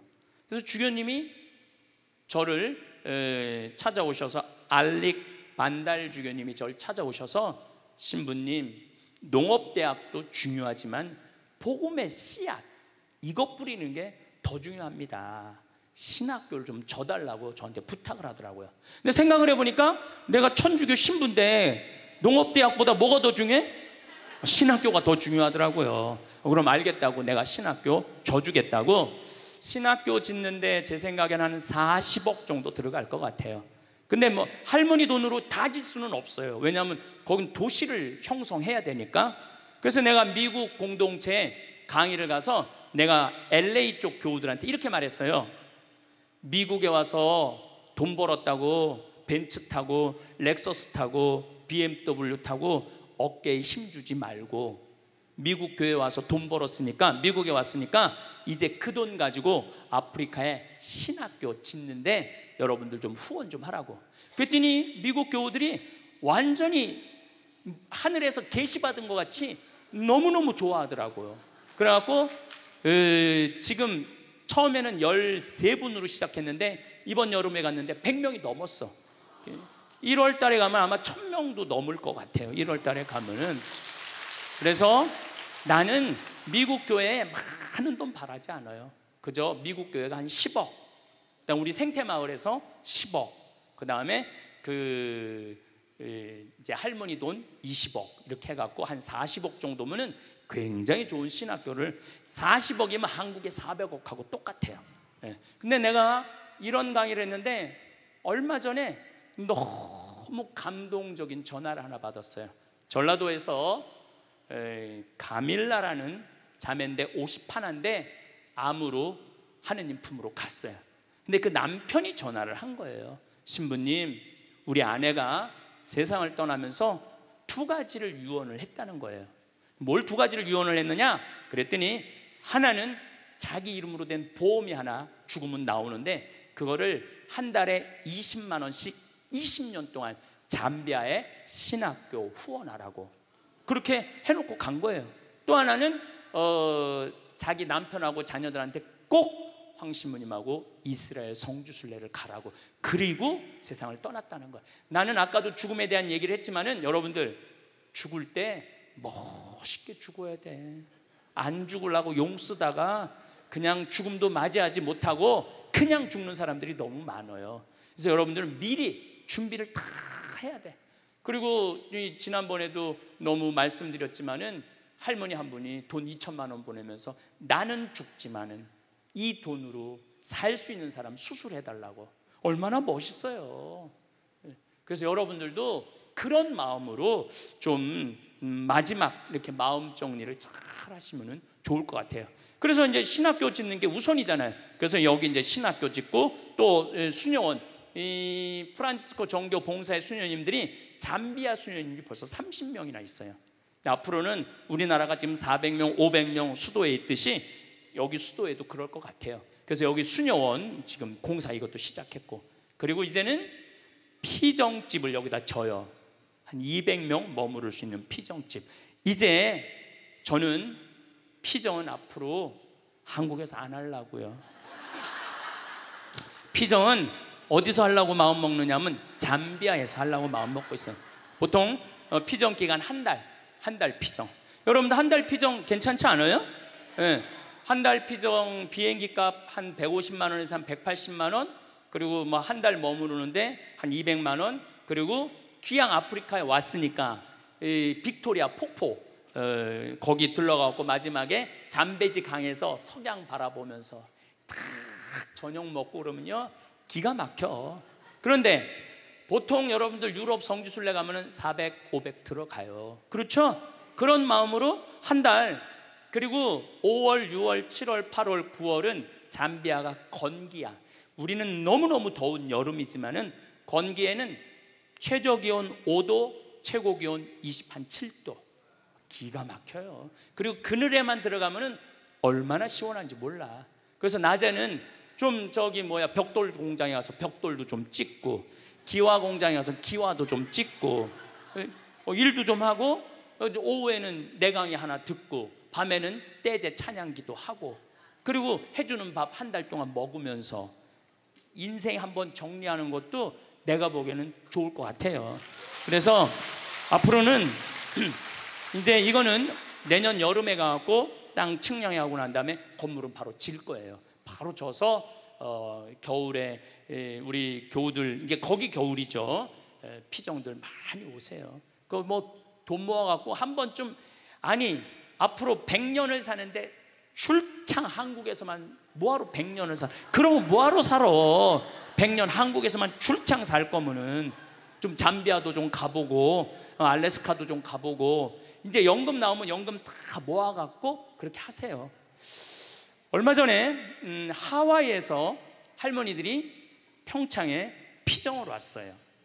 아니 평창에서 하와이 놀러 가는 건 이해가 돼도 하와이에서 평창으로 오는 건 이해가 안 되잖아요. 25분의 할머니들이 오셨어요. 근데 여러분들, 그 할머니들이 왜 오시느냐 하면 하와이는 노인 기초연금이 다른 데보다 많아요. 90만 원에서 100만 원 정도 되고 노인 아파트에 하는 거 30만 원까지 나와요. 근데 문제는 미국은 할머니 통장에 3만 달러가 넘었으면은, 안 쓰고 있다가 3만 달러가 넘었으면은 이 할머니가 돈이 필요 없나 보다. 그래갖고 다음에 연금을 깎아요. 그러니까 여기 있는 할머니들은 어떻게 해야 되냐면 돈을 써야 돼. 돈을 써야 돼. 그러니까 하와이에서 평창을 오는 거예요. 돈을 써야 되니까. 그러니까 여러분들도 이제 앞으로 우리나라 선진국 되고 2040년 되면 우리나라가 세계에서 S&P 스탠다드 앤 푸어스라고 그 평가 회사가 있는데, 우리나라가 2040년에는 세계에서 4번째로 경제적으로 부유한 나라가 된다는 거예요. 올해도 수출이 세계 몇이야? 6위야. 6위. 우리 맨날 텔레비에서 어두운 것만 보는데 우리나라 잘 나가는 나라예요. 그리고 이 반도체 수출이요, 기가 막히게 아주 운이 튼 나라 중에 하나예요. 운이 튼 나라 중에 하나. 그렇게 불행하게 생각 안 해도 맨날 방송에는 뭐 다 굶어 죽는 것 같은데 여러분도 굶어 죽어요? 좀 긍정적으로 생각을 하시면 좋을 거야. 대통령만 잘 나오면 돼. 대통령만 어려운 할머니들 도와주는 대통령들, 중고등학교 대학교 애들 장학금 주는 대통령. 그리고 이거는 세계적인 추세예요. 세계적인 추세. 어쨌거나 여기다 이제 신학교 짓고 수녀원 짓고 이건 작업을 시작을 했어요. 이게 우리 랜드마크인데 그 도시 한가운데 중앙 도로야. 근데 도로 넓이가 몇 메타냐면 100m, 100m. 33개 차선. 광화문 광장이 80m예요. 내가 가서 재봤어요. 광화문 광장이 80m인데 우리 이코 시티 카사리아는 100m야. 근데 여기 3개 차선을 도로로 만드는 게 아니야. 이 33개 차선에 전부 아프리카에 있는 모든 나무는 다 갖다 심을 거예요. 그래서 여기 1.5km만 산책을 하면은 아프리카를 완전히 느낄 수 있도록. 그리고 아프리카는 나무가 우리가 생각하는 것 이상으로 어마어마하게 커요. 기가 막히고 아름다운 나무들이 너무너무 많아요. 그래서 여러분들 이제 피정 가면은 전부 다 분갈이하고 저 포토에다가 나무 씌놓고 이 일 끝도 없어. 그러니까 한 달 동안 피정 가도 아마 한 달 갖고 모자랄 거예요. 네, 재작년인가 한 후원자가 나타났어요. 신부님, 내가 우리나라 경찰복 이렇게 국가에 납품하는 사람입니다. 근데 작년에 경찰복이 다 바뀌었잖아요. 바뀌었는데 자기네들이 납품하려고 해놓은 경찰복 4,000벌이 그냥 있는 거야. 그래갖고 그 베이지색 경찰복이 참 예쁘잖아요. 그래갖고 하복, 돈복, 잠바까지 싹 어디 처리할 수가 없는 거야. 그래서 우리한테 기증을 했어요. 그 잠비아에 벌써 보내놨어. 그래갖고 잠비아에 있는 직원들은 이제 우리 잠비아 사람들은 전부 다 그거 입혀갖고 여기 싹 이제 내가 데리고 다닐 거예요. 여기 명찰도 다 해주고. 그리고 여기는 이제 옷도 멋있게, 이 도시 안에 사는 사람들은 옷도 멋있게.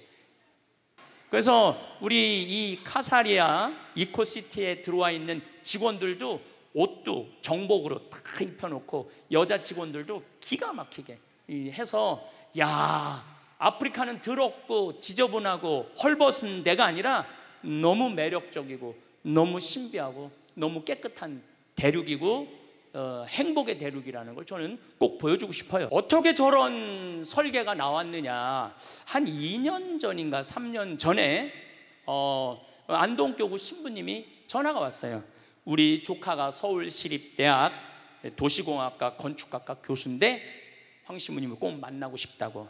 그래서 교수님을 만났는데 김정빈 비아라는 교수인데, 이 교수님이 무슨 책임자냐면 노들섬 개발 총책임자야. 노들섬 서울 아시죠? 이제 서울시에서 이제 개발을 이제 시작할 거예요. 그 대단한 기업에서 10개 회사가 프로젝트에 참가를 했는데 이 교수하고 그 대학원생들이 낸 프로젝트가 선택이 된 거야. 근데 이거를 좀 하고 싶은데 이게 막 용기도 없고 자신감이 없는데 내가 환경에 관련된 신부니까 저 신부님한테 가서 좀 자문을 구하면은 내가 용기를 얻겠다. 그리고 날 찾아온 거예요. 그래서 쭉 노들섬에 가보니까 여러분들, 노들섬이 앞으로 개발되면은요 서울의 꽃이야. 서울의 몽마르트가 될 거야. 거기가 서울에 기가 막히더라고. 거기 섬에 딱 들어가 보면은 63 빌딩부터 서울의 모든, 심지어서 저 롯데 타워까지 한눈에 다 보여. 정말 좋더라고요. 근데 이제 그 교수님이 날 이렇게 찾아왔는데, 내가 그 교수 이렇게 들어보니까 두바이 신도시를 설계를 했더라고요. 두바이 신도시를. 그래갖고 그 교수가 나를 찾은 게 아니라 하느님이 그 교수를 나한테 보내준 거야. 그래서 이 노들섬이 중요한 게 아니다. 지금 잠비아에, 내가 카사리아에 노들섬은 4만 평이라는데 내가 1,000만 평 개발을 하고 있다. 나를 좀 도와줘라. 그랬더니 이 교수님이 신부님, 정말로 하느님께서 저를 신부님한테 보낸 것 같다고. 그래서 이 모든 거는 서울시립대학 도시공학과 김정빈 교수가 책임을 지고 진행을 하는 거예요. 그런데 그 밑에 김용계 건축가라고 있는데, 이분은 한국 분이 아니에요. 캐나다 분이야. 근데 이분이 얼마나 유명한 분이냐 하면은 요한 바오로 2세 교황께서 캐나다에 방문을 했을 때 제대 설계를 담당하신 분이야. 캐나다가 거의 가톨릭 국가거든요. 얼마나 쟁쟁한 건축가가 많겠어. 근데 이 김용계 건축가, 이 선생님이 한 게 선정이 된 거야. 이 세계적인 건축가죠. 그래서 잠비아는 그냥 하는 게 아니라 정말로 세계적인 건축가들이 프로젝트를 참여하고 있는 거예요. 그래서 얼마나 내가 신바람이 나는지 몰라요. 이게 이제 우리가 받은 땅이야. 이 땅에 이번 여름에 이제 측량을, 이제 건물을 지려면 측량을 해야 되잖아요. 측량을 이제 하려고 이제 생각을 했는데, 우리 비아 교수가 1,000만 평을 어떻게 측량해요? 그래서 잠비아 연락했대. 측량 기계 있냐고. 그러니까 자기네들은 그런 거 없대. 그 뭐가 있냐고 그러니까 200m짜리 줄자 하나 있다는 거. 200m짜리 줄자. 우리 카사리아에 있는 땅 크기가 얼마냐면은 한쪽 면 길이가 10km야. 10km인데 줄자로 어떻게 해? 그래갖고 이제 이 교수님이 이제 이번 여름에 나하고 같이 가서 측량을 해야 되는데, 어느 건축가 교수들 모임에 가갖고 신부님 모시고 잠비아에 측량을 하러 가야 되는데 땅이 1,000만 평인데 어떻게 하면 좋은지 모르겠다고 했더니 술이 잔뜩 취한 교수가 그러더래요. 드론으로 하라고. 드론으로. 요즘 드론 좋은데. 그 생각을 해보니까 드론이 되겠더라고. 그래갖고 가서 조사를 해보니까 지금은 인공위성 GPS를 이용해갖고 위도 경도만 찍고, 저 설계도 나온 거 있잖아요. 그것만 딱 찍어 놓으면 정확하게 가서 쓰는 거야. 그래서 이 드론이 하늘에서 지금 우리 땅을 찍는 거예요. 그리고 여기 동네에 카사리아라는 이게 숲이에요. 이 동네는 학교가 없어요. 얘네들이, 이 동네 애들인데 우리를 보고 화이트라고 그래요. 화이트. 그냥 어느 날 그냥 화이트들이 와갖고 막 비행기가 막 날아다니고 그래갖고 얼마나 얘네들 심심해. 하루 종일 따라다니는 거, 우리를. 이게 건기인데 제가 8월 달에 갔으면 건기야. 4월, 5월, 6월, 7월, 8월, 9월, 10월까지 비 한 방울이 안 와요. 비 한 방울이. 그런데도 이 강이 한 10m 정도 넓이가 되는데 한 1.5m 되도록 물이 얼마나 유량이 많은지 몰라요. 이 정도 강물이면은 1,000만 평에 주민들 먹을 물 다 되고, 그 다음에 농사물도 다 돼요. 그러니까 우리가 아프리카 하면은 메마르고 뭐 거칠고 물 없다고 그러는데 그 우리가 잘못 알고 있는 거예요. 그래서 저는 제가 환경공학을 이제 하고 수질을 내가 공부를 했어요. 물이라는 거는 활용만 잘하면은 예술이야, 예술. 그래서 이 물을 저 한 10km까지 끌어올려서 온 도시에 수로를 다 해놓을 생각이에요. 수로를 다 해놓으면은 얼마든지, 여기는 산모작이 가능해요. 그래서 뭐 야자, 뭐 모링가, 커피, 여기가 해발 1,500m거든요. 뭐 커피 뭐 할 거 없이 기가 막히게 농사를 지을 수가 있어요. 그래서 여기 계신 분들 혹시 재수 없이 100살까지 사는 분들은 한국에서 살지 말고 잠비아에 가갖고 유럽이나 미국 사람들은 은퇴하고 2년 내지 3년 동안 잠비아나 아프리카에서 봉사활동하고 돌아가는 분들이 많아요. 내가 적어도 그 정도는 내가 이 사회, 이 세상에 하느님 나라를 위해서 시간을 내놓겠다고. 여기 계신 분들 아마 능력 있는 분들도 많을 거예요. 또 이 방송을 보는 분들도 능력 있는 분들이 많을 거예요. 그냥 한국에서 맨날 텔레비 보고 욕이나 하지 말고 이 기가 막힌 데 가갖고 멋지게 한번 살아보라는 거예요. 잠비아에 갖고 안타까운 게 뭐냐면은 이 기가 막힌 숲이 있는데 전부 그거를 잘라갖고 숯을 만드는 거. 숯. 그 숯으로 요리도 하고 추우니까 불도 떼는 거야. 너무너무 안타깝잖아요. 이 아프리카 잠비아의 이 나무만 잘 보존해도 관광 상품으로 해도 먹고 살만한데 이걸 다 불로 태우는 거야. 숯으로 만들어서. 우리나라 1960년대 석탄, 연탄 없었을 때 어떻게 했어요? 다 산에 가서 나무. 그래서 산이 뭐가 됐어? 민둥 벌거숭이 산이 됐잖아요. 그래서 요즘 욕들을 많이 하는데 박정희 대통령의 최고의 업적 중에 하나는 산림 녹화예요. 산림 녹화. 그래서 현신규 박사라고 서울대, 내가 이분을 너무너무 좋아해요. 탄생 140주년이에요. 벌써 돌아가셨죠. 우리 나라가 건강하려면, 나라가 부유하려면 뭐가 있어야 된다? 나무가 있어야 된다. 근데 이분들은 이 나무를 이렇게 잘라갖고 숲을 다 없애는 거야. 그래서 제가 잠비아에 가갖고 할 첫 사업은 숲을 보존하는 거야. 나무 태우지 않는 거. 그래서 지금 필렛이라고 조그만 나무들은 얼마든지 화력으로 만들 수 있거든요. 그래서 그 기계도 사서 내가 갖고 가갖고 잠비아에 전부 다 해갖고 나무 못 자르게 하려고 지금 생각을 하고 있어요. 할 일이 무궁무진해. 이게 이제 마지막 이 시간 이후에 또 말씀드리겠지만은, 이게 우리 하이데 수녀님이라고 독일 수녀님인데 19살에 한국에 왔어. 그래갖고 가톨릭 의대 대학교 의사셔. 그래갖고 수녀원을 창설해서 프란치스코 정교 봉사회 수녀원을 창설해갖고 이 수녀님들이 내가 마음에 드는 건 무조건 외국으로 나간 거야. 그래갖고 지금 인도, 필리핀, 그 다음에 잠비아, 그 다음에 브라질에 나가 있어요. 그래서 선교를 하는 거야. 대단한 수녀님이에요. 지금 몸에 암이 있는데도 지금 잠비아에 가서 아예 이제 한국을 떠나갖고 의사신데 잠비아에서 나하고 일을 하는 거예요. 그 다음에 이 김정빈 교수, 이분이 알릭 반달 주교님이에요. 이 주교님이 그 시장한테 뭐라고 그러냐면, 신학교는, 내가 신학교 이 프로젝트는 This is my life 그러더라고요. 내 인생이라고. 이 신학교 짓는 건 이렇게 중요한 거라고. 그래갖고 이 주교님이 대통령도 만나고 시장도 만나고 얼마나 열심히 하는지 몰라요.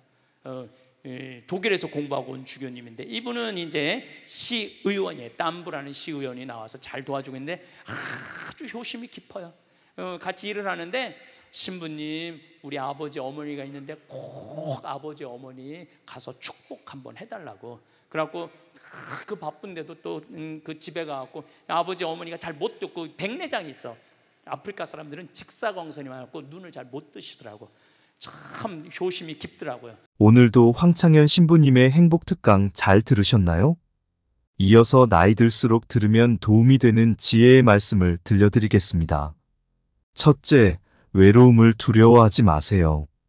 나이가 들면 가장 걱정되는 것이 무엇인지 사람들에게 물으면, 남자들은 외로움이, 여성들은 경제력이 가장 걱정된다고 합니다.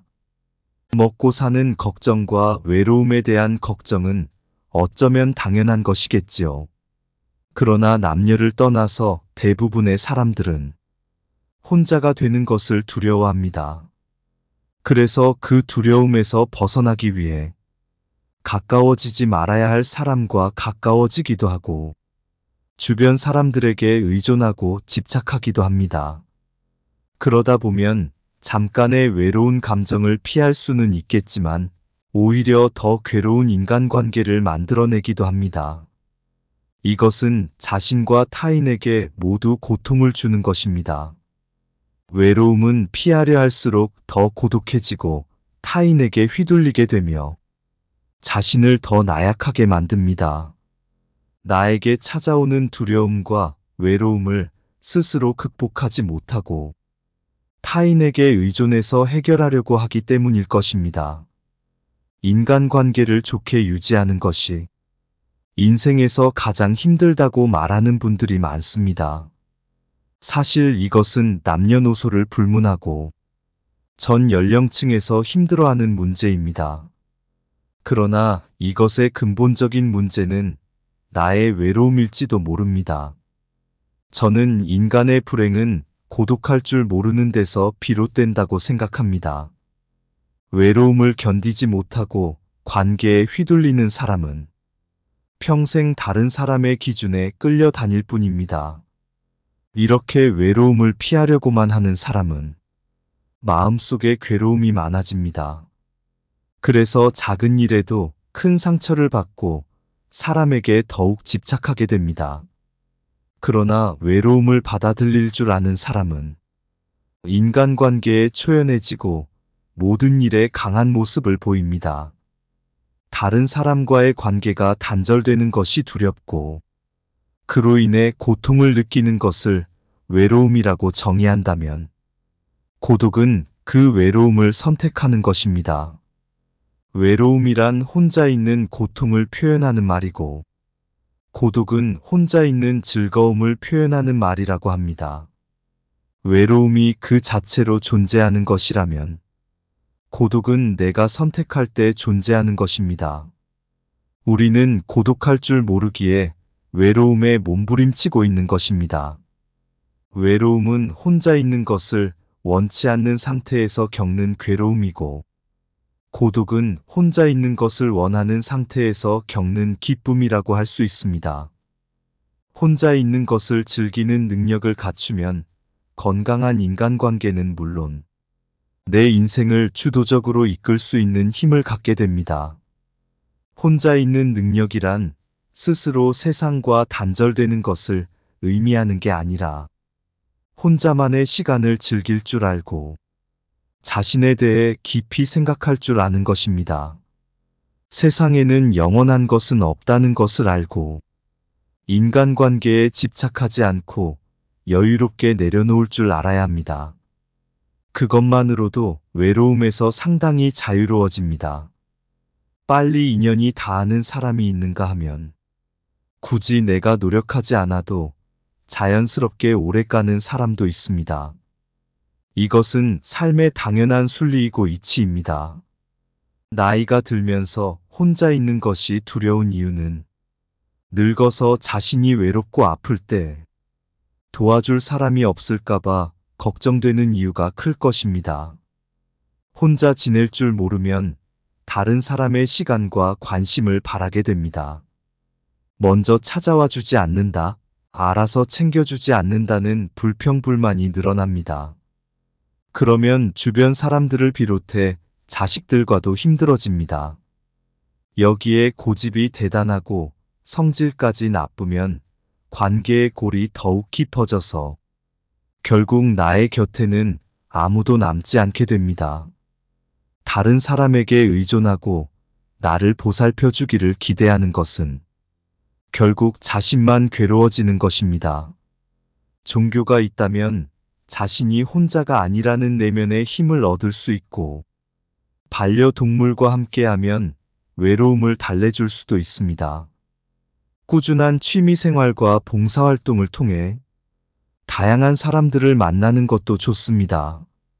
이렇게 혼자 살아가는 방법을 배우는 것은 삶의 질을 높이는 길입니다.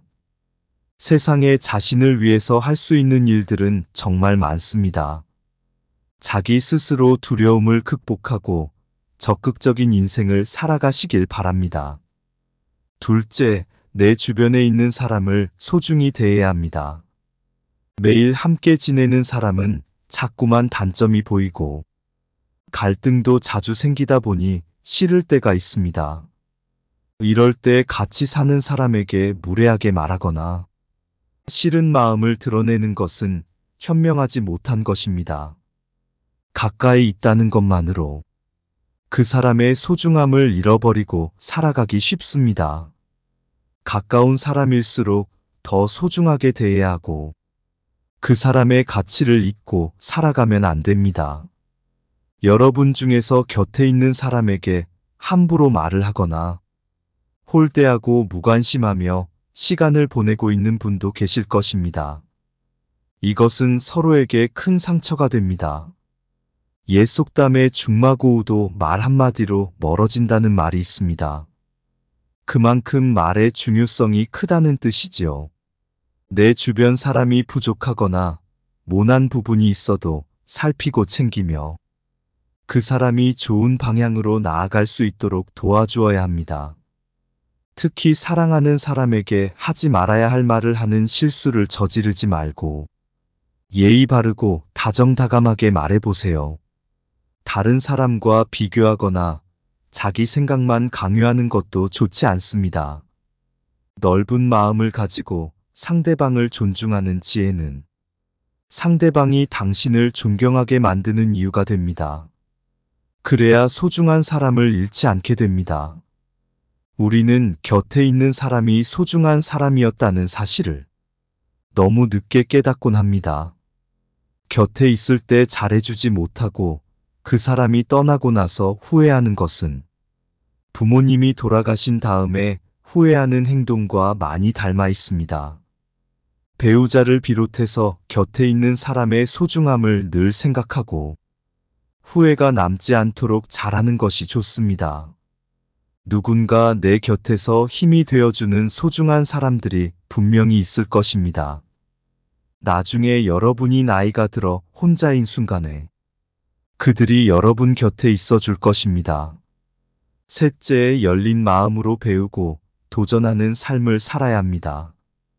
우리는 익숙하지 않은 새로운 것들에 대해 우호적이며 개방적인 태도를 갖는 것이 좋습니다. 연구 결과에 따르면 우호적이고 개방적인 사람일수록 더 건강하고 행복하다고 합니다. 우호적이라는 것은 다른 사람들과 잘 지내려는 성향을 말합니다. 다른 사람을 배려하고 원만하게 지내려는 마음입니다. 개방적이라는 것은 새로운 것들에 열린 마음을 가지고 도전하는 것입니다. 개방성은 높은 상상력과 호기심이 있습니다. 원만한 관계 속에서 다양한 새로움을 경험하는 사람들이 더 행복하다는 것입니다. 새로운 취미를 찾거나 새로운 것에 도전하는 것은 인생에 활력을 주고 도움이 됩니다. 특히 호기심은 활력의 원천이며 내면의 힘을 기르는 기본적인 마음이라고 할 수 있습니다.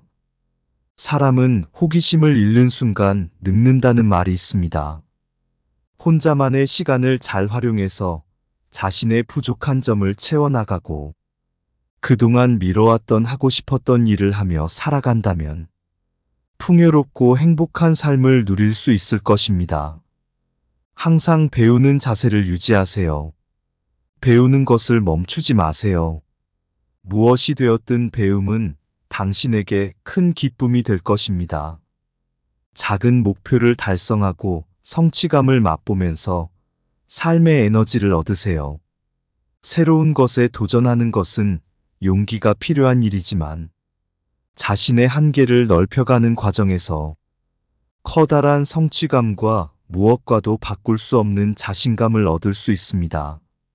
넷째, 혼자가 될 줄 아는 사람이 좋은 인간관계를 만들 수 있습니다. 여러분이 삶을 살아가면서 가장 중요하다고 생각하는 것은 무엇인가요? 많은 사람이 인간관계가 행복한 삶의 원천이라고 생각합니다. 실제로 전 세계적으로 인간관계가 행복에 큰 영향을 미친다는 수많은 연구 결과가 나와 있습니다. 하지만 나이가 들어가면서 인간관계에 매달릴 필요는 없다고 생각합니다. 인간관계가 언제나 우리에게 긍정적인 효과를 주는 것은 아니기 때문입니다.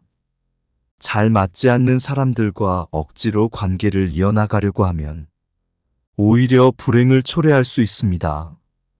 인간관계 때문에 쓸데없는 에너지를 낭비하고 스트레스를 받게 되니 나의 행복을 위해서 나이가 들수록 혼자가 되는 것을 선택하는 용기가 필요합니다. 모든 사람들은 혼자가 되는 것에 두려움을 가지고 있습니다. 그리고 그러한 결핍을 채우기 위해 타인에게 의존하려고 합니다. 하지만 이런 태도는 타인에게 이용당하거나 남들에게 휘둘리기 쉬운 사람이 될 수 있습니다.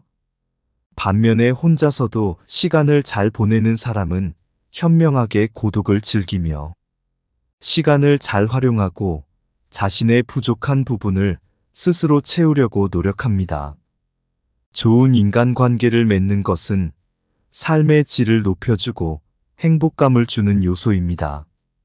하지만 좋은 인간관계를 맺기 위해서는 자신의 가치와 존중을 잃어버리면 안 됩니다. 단순하게 나이를 많이 먹었다고 성인이 아니라 진정한 성인이란 몸과 마음이 성숙하고 자유와 책임을 다하는 사람을 의미합니다. 성인으로서 자신의 두려움을 극복하고 자신의 삶을 스스로 키워나가면 행복한 삶을 누릴 수 있을 것입니다. 다섯째, 혼자가 될 줄 알아야 다른 사람을 이해할 수 있습니다. 스스로를 받아들일 수 있을 때 비로소 다른 사람을 수용할 수 있다고 합니다. 자기 자신을 이해하고 알아가는 시간을 꼭 가지세요. 누군가 당신에게 솔직하게 속마음을 얘기한다는 것은 그 사람이 당신을 그만큼 신뢰하고 있다는 증거입니다. 그렇게 할 수 있는 이유는 당신이 스스로를 받아들이는 성숙한 모습을 보여주었기 때문일 것입니다. 그 내면에서 나타나는 여유로움은 다른 사람의 감정에 깊이 공감하고 이해할 수 있는 이유입니다.